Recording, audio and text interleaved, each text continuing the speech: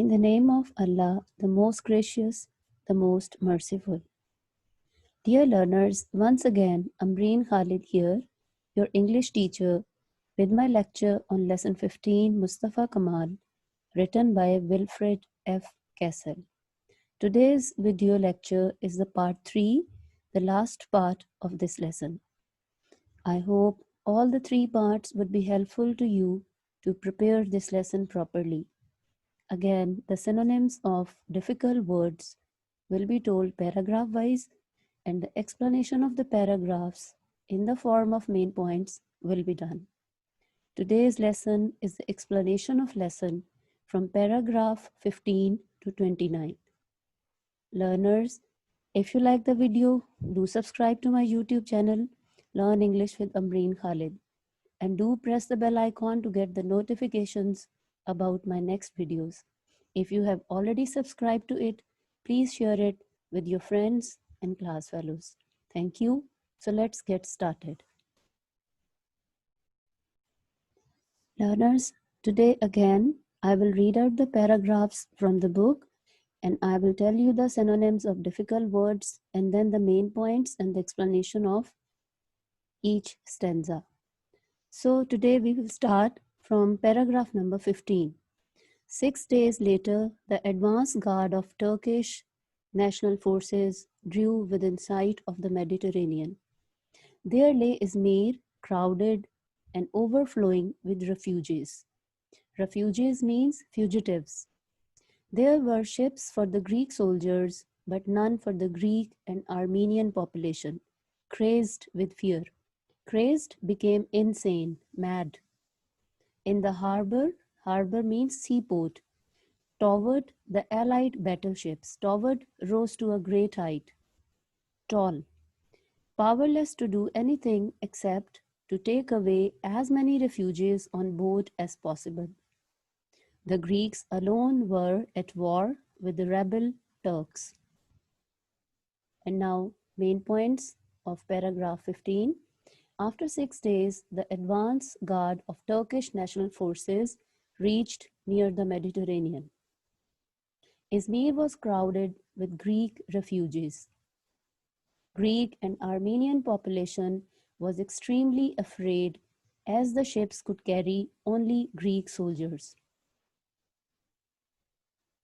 The Allied battleships had no other option except to take back as many refugees as possible. The Greeks were now fighting with the Turks who were called rebel earlier. Paragraph 16. A long line of decorated cars entered Izmir on the 9th of September 1922. On the either side, an escort of cavalry. Escort, guard. Cavalry, armored troops. In the leading car was Mustafa Kamal, Commander-in-Chief of the Free Turkish Forces and Savior of Turkey. 3 days after the change of government, fire broke out. Broke out means spread in several parts of the city at once, and the greater part of Izmir was reduced to ashes. Reduced to ashes means burnt completely. Now main points. Mustafa Kamal entered Izmir on the 9th of September 1922 as Commander-in-Chief of the Free Turkish Forces and Savior of Turkey. As the government changed, fire broke out in several parts of Izmir and big part of it got burnt badly. Paragraph 17. Mustafa Kamal now realized that he must at last persuade the Ankara government, convince. At last persuade the Ankara government to make an end of the puppet show in the old capital. He proposed means suggested, that the Sultanate should be abolished. Abolished, eliminated, ended. The Grand Turkish National Assembly gave the verdict. Verdict, decision. By the unanimous vote of the Grand National Assembly of Turkey, the Sultanate is abolished. Main points. Mustafa Kamal thought to put an end to the puppet government sitting in Istanbul. He suggested to end Sultanate. Finally, the Grand Turkish National Assembly announced its decision. Decision was, by the unanimous vote of the Grand National Assembly of Turkey, the Sultanate is abolished. Paragraph 18. On the 4th of November 1922, Refat carried out a coup d'etat at Istanbul. Coup d'etat, sudden move or act to get power by using force. On the following day, the Ottoman cabinet resigned office and was not replaced. Main points. Refat did sudden move to get power in Istanbul. Next day, the Ottoman cabinet resigned and it was not replaced. Paragraph 19. For a few days, Mehmet stood his ground. Stood his ground means opposed firmly. The ruler of a palace and a private park. He felt he could trust no one but an old conductor of the royal orchestra. Orchestra means band. Whom at last he sent to Sir Charles Harrington to crave. Crave means requested, beg. British protection for the emperor of powerful emperors, refuge of sovereigns, distributor of crowns to the king of the earth, master of Europe, Asia, and Africa, high king of the two seas. Explanation of this paragraph. Mehmet resisted for a few days. Now he was only the ruler of a palace and a private park. He took an old conductor of orchestra into confidence and requested for British protection for himself. He not only was the source of disgrace for himself now, but also for his magnificent forefathers. Paragraph 20th. It was the 17th of November 1922. A British motor ambulance drew up. Drew up means brought to a halt, brought to a stop, at a side door of the palace where Mehmet was staying. Some baggage was brought out of the palace and placed in the car. An elderly man followed. Elderly means old. A British officer took the old gentleman's umbrella as he entered the vehicle. The door was closed and the ambulance drove away. The last of the sultans was on his way to exile. Exile means banishment. A greater sovereign than all the Ottoman sultans was now in the seat of power at Ankara. The will of the Turkish people expressed through a leader who was at one and the same time both dictator and democrat. Dictator means one having complete governmental power, and democrat adherent to democracy. Main points of this paragraph. On 17th of November 1922, a British motor ambulance came to take the Sultan on his way towards exile. A greater sovereign state was in power at Ankara now. Mustafa Kamal was the true leader of the Turkish people. He was the dictator and democrat at the same time. Paragraph 21. It was the end of an age. On the 29th October 1923, the name of the Ottoman Empire was wiped from the slate of history. A salute, wiped means removed, and salute to honor by military ceremony. A salute of 101 guns proclaimed. Proclaimed means announced. The foundation of the Turkish Republic with Mustafa Kamal as the president and General Ismet İnönü as the prime minister. Main points. An era ended. On the 29th October 1923, the name of Ottoman Empire was removed from the pages of history. A salute of 101 guns announced the foundation of the Turkish Republic. Mustafa Kamal became the president and General Ismet Inonu became the prime minister. And now we will read about Mustafa Kamal as the great reformer. Paragraph 22nd. On assuming power, Mustafa Kamal's first object was to educate the people. Object, goal. This was a gigantic task, gigantic, huge, for state education was unknown in Turkey. Therefore, there were two problems: to teach the masses, masses means people, and to train as many teachers as possible. Main points. After becoming the president, Mustafa Kamal decided to educate the people. State education was not there in Turkey. He was faced with two problems. First, to teach the common people. Second, to train the teachers as well. Paragraph 23rd. As he was determined to break down the barrier, determined, resolute. Breakdown, collapse. Barrier, hindrance. Mustafa Kamal declared the old script to be abolished, script text, and replaced by the Roman script. Thereupon he set out on a series of tours round the country to demonstrate, show, chalk in hand, how the new script should be used. The whole population went back to school. Nor was Mustafa Kamal a lenient master, lenient kind.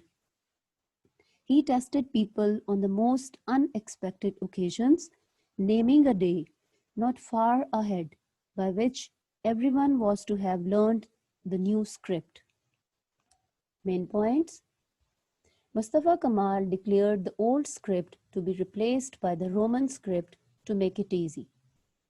He himself went on tours to teach the people how to use the new script. The whole population started going to school. Mustafa Kamal was a strict master. He used to test people on unexpected occasions to see whether they had learnt the new script or not. Paragraph 24th. Once he had simplified the Turkish script, Mustafa Kamal started upon a rather more difficult task, that of simplifying the language. This was urgently necessary, urgently, immediately. This was urgently necessary for two reasons. First, because educated speech under the Ottoman Empire had been a mixture of Turkish, Arabic, and Persian. And second, because he realized that the elaborate means complex in structure. Because he realized that the elaborate modes of address and flowery phrases mean phrases having complex words, were out of place in the modern world. Accordingly, he set up a committee for the purification of the language by substituting genuine Turkish words for those of Arabic and Persian origin. Purification, an act of purifying. Substituting, replacing. And genuine means real or original. Main points. After simplifying the Turkish script, he started simplifying the language. Educated speech in the Ottoman Empire was a mixture of Turkish, Arabic, and Persian. He also realized that there was no need of complex language. He purified the language by replacing Arabic and Persian words with purely Turkish words. Paragraph number 25. In the new word created by him, there was no need for the old titles and nobilities. Nobilities, the quality or state of being noble in character, which meant nothing to the new nobility of effort. The word pasha was abolished. Every man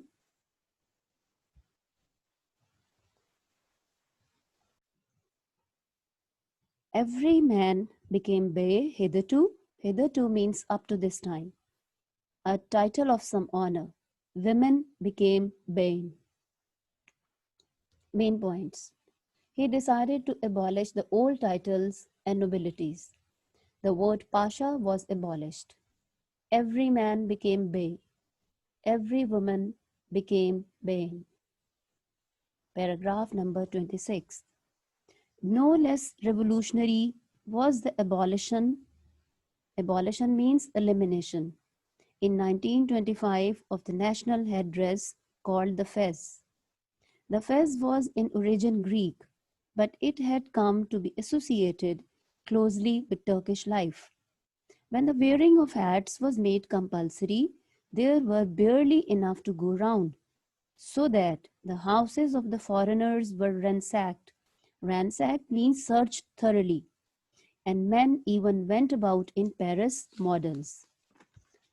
It was reported from Izmir that in a village nearby, the peasants, farmers, the peasants unable to obtain bowlers means kind of hats or caps, discovered in the closed shop of a departed means one who left, in the closed shop of a departed Armenian haberdasher. Haberdasher is a trader in small dress goods who deals in small dress goods.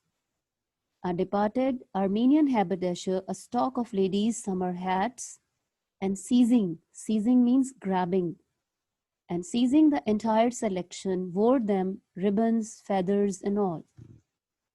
Main points. Another revolutionary step by Mustafa Kamal was the abolition of the headdress fez. It was basically Greek in origin. It became related with the Turkish life. Mustafa Kamal abolished it and made the wearing of hats compulsory for everyone. To get the hats, even houses of the foreigners were searched thoroughly. Even farmers entered into the closed shop of an Armenian trader dealing in small dress goods to get the hats of any kind. Very interestingly, they just grabbed every kind of hat available there. Ladies' summer hats with ribbons, feathers, and all. Paragraph number 27. Finally, to complete this account of Kamal's reforms, we must mention that which was most striking, magnificent, splendid, namely the abolition of the veil. As early as 1923, he had addressed the people of Western Anatolia on the subject of women's rights. Our nation has decided to be strong, he had said, and our absolute need today is the higher education of women. They shall be instructed in every field of science and receive the same degrees as men. Mustafa Kamal prepared the country for the change by a tour of the towns and villages, during which he addressed himself principally mainly to the menfolk. Menfolk means men. Now, explanation of this paragraph. The most striking step taken by Mustafa Kamal was the abolition of the veil. In 1923, he addressed the people of Anatolia by stressing on the importance of women's rights. He stressed on the higher education of women. He told that they should be given education in the field of science. They should have the same degrees as men. He specifically talked to menfolk by visiting the towns and villages. Paragraph number 28. No less great was the economic advance. In 1919, there was only one railway in Turkey, and judged by modern standards, no roads at all. Mustafa Kamal introduced great development and construction schemes both for railways and motor roads. In 1919, there were 150 factories in Turkey. In 1933-2000, while the Turkish five-year plan, inaugurated in 1934, encouraged means stirred, motivated, promised heavy industry still further. The banking system was organized, and the Ottoman public debt, taken over from the Sultanate by the new republic, was reduced to one-tenth of its former size. All this was achieved without further borrowing. Explanation: Economics development. In 1919, there was one railway in Turkey and almost no roads. Mustafa Kamal started remarkable development and construction schemes for railways and motor roads. In 1919, there were 150 factories. In 1933, 2,000 factories. In 1934, the Turkish five-year plan was introduced, encouraging bright future for heavy industry. Banking system was organized. The previous Ottoman debt was reduced to one-tenth of its former size without further borrowing. And now coming towards the last paragraph, paragraph number 29, the changes in all branches of Turkish life have been stupendous. Stupendous means huge. It would be no exaggeration, overstatement. It would be no exaggeration to say that at the time that Mustafa Kamal set to work, the mental and political development of the masses in Turkey was on a level with that of the people of Western Europe in the mid-18th century. The Turks have now traversed means to go across. The Turks have now traversed in a few years the road which the people of Western Europe took 150 years to travel. The thorough means complete, the thorough democratization of the nation and the awakening of the people and the unchaining of their powers. Unchaining means freeing, setting them free. And the unchaining of their powers has been the work of Mustafa Kamal. Main points: Mustafa Kamal brought great revolutionary changes in all branches of Turkish life.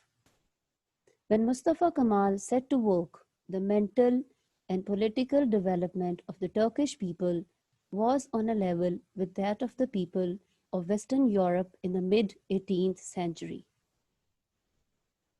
The Turks achieved the same level of progress and development in a few years which the people of Western Europe took 150 years to achieve. This complete democratization of the Turkish nation, the awakening of the people, and giving them the confidence in their abilities has been the work of Mustafa Kamal alone, which will be remembered always. So learners, with this last part of the lesson, I end my today's lesson. I will give the links of this lesson's previous two parts in the description box. Take care of yourself and your families. Allah Hafiz.